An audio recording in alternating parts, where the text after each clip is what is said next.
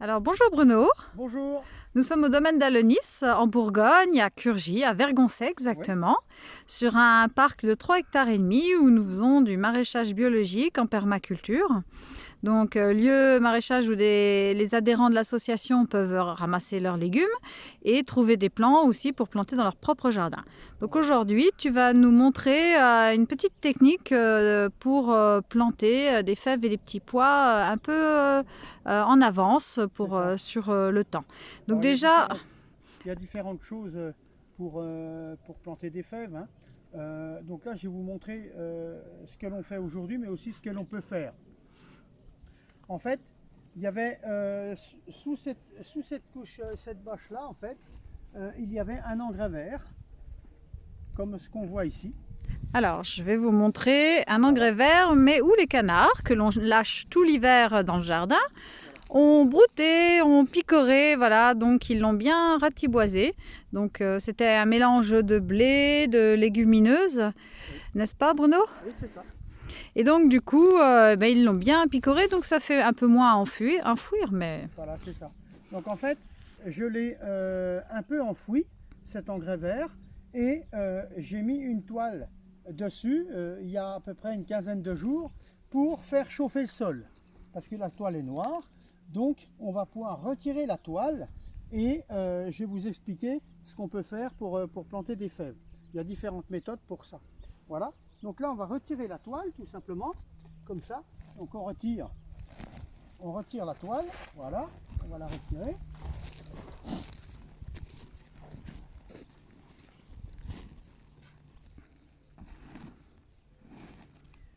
Voilà, voilà. Donc on va voir la terre dessous qui normalement a chauffé un petit peu. Donc en fait, moi je la retourne un petit peu, je la gratte un petit peu avec un bigot. Voilà, comme ça. Voilà. Donc on la gratte un peu comme ça partout. Donc là, on Pour voit que encore ça les soit, déchets un petit peu d'engrais vert. voilà, pour que ça soit bien vert. Effectivement, on voit les déchets d'engrais vert, hein, tout ça c'en est. Alors pour rappel, l'engrais vert, c'est... L'engrais vert, en fait, c'est des végétaux, des graines que l'on met dans le sol dans le but de l'enfouir et de nourrir la culture suivante.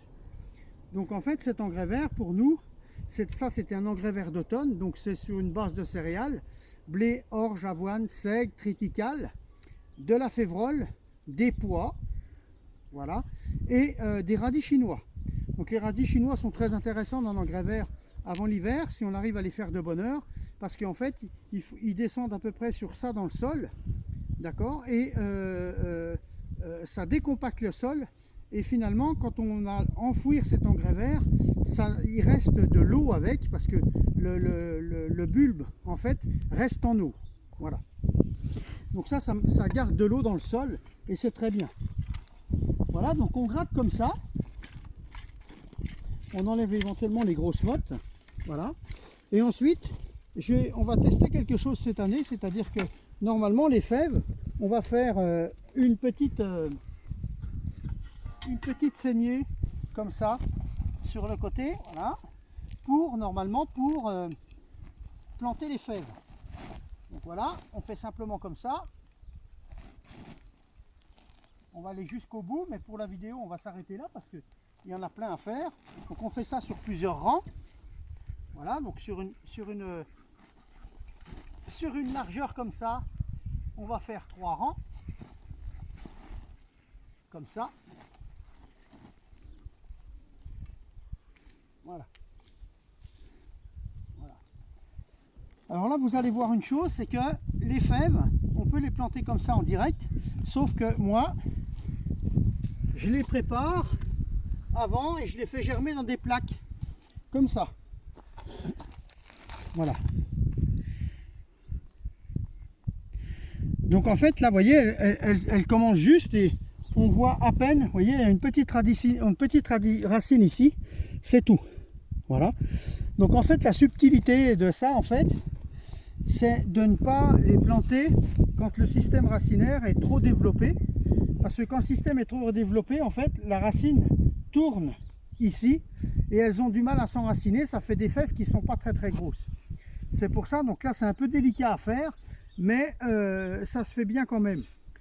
Par contre, le fait qu'elle soit déjà en route, ça va me gagner à peu près 10-15 jours, voire un peu plus de temps par rapport à la germination. Et surtout, si jamais j'avais des limaces et des choses comme ça, eh bien je prends de l'avance par rapport à un semis direct, parce que du coup je pourrais me les faire manger beaucoup plus facilement.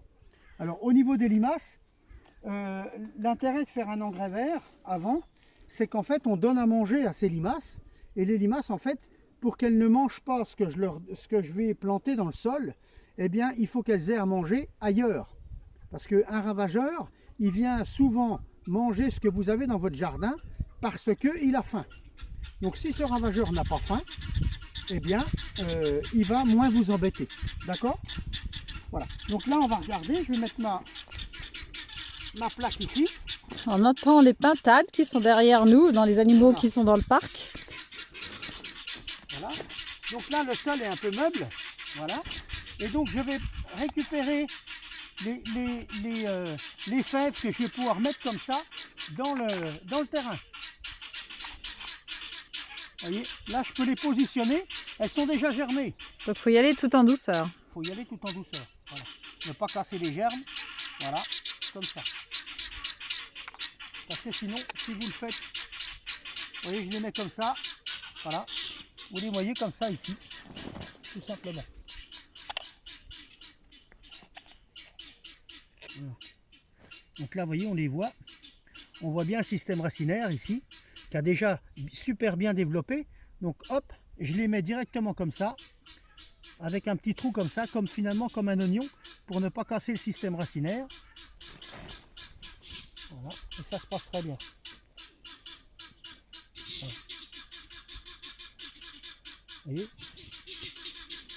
Hop. Donc là, nous sommes au mois de mars, nous sommes le 8 mars. Voilà. Donc tu cultives avec le calendrier biodynamique. Oui. Donc c'est la bonne lune pour semer. Là, c'est repiquer finalement, c'est replanter les C'est ça, fèves. mais en fait, ces fèves, en fait, pour moi, vont donner des fruits. C'est comme les petits pois, on va voir une vidéo sur les petits pois. Les petits pois, ça donne des fruits. Donc pour moi, on fait ça en constellation fruits. Donc aujourd'hui, on est en fruits, donc on peut faire ça. D'accord. Donc après, quelle est l'autre étape? Ben, une fois qu'on a fait ça, on enfouit les fèves, on les enfouit environ à 5 cm de profondeur. Donc là, tu vas remettre un peu de terre ou du terreau? Ensuite, on prend le petit appareil qui est ici, là, simplement. Moi, je prends un bigot simplement comme ça. Et je fais ça, tout simplement. Dessus. Voilà. Elles vont mettre combien de temps à sortir? Ben, très rapidement, parce que elles ont déjà pris la racine. Donc la racine est en train de se faire. Et derrière, la montée va se faire très rapidement. Là, dans quelques jours, je vais remettre ma bâche dessus pour continuer de faire chauffer le terrain. Et je vais y surveiller tous les jours. Et dès que je vais voir quelque chose de pointé en dehors du sol, je vais retirer ma toile. Donc la toile est importante pour avancer la culture. Pour faire chauffer le sol simplement. Surtout quand on est dans une région un peu fraîche comme la nôtre. Voilà, c'est ça. La Bourgogne. Et ensuite, quand elles vont sortir puis qu'elles vont être hautes comme ça, si je vois qu'il fait chaud, ben, je pourrai pailler pour éviter le désherbage. Donc là, je ramènerai de la paille et je mettrai de la paille partout. Voilà, le sol est toujours couvert, que ce soit par un engrais vert, une toile, un paillage différent.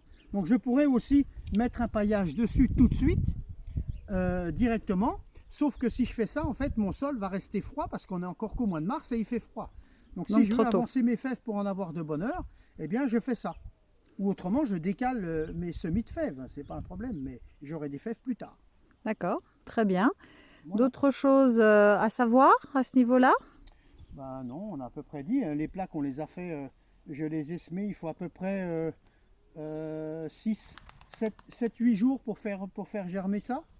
Sauf que moi, je les ai fait germer au froid, parce qu'on peut aussi les mettre au chaud, mais je les habitue quand même à la germination. Elle se fait en serre, mais pas chauffée, quoi. Donc en serre froide, voilà, sans froide, chauffage, voilà. Mais quand même en serre froide. Qui chauffe par le soleil naturellement, voilà, mais qui refroidit la nuit.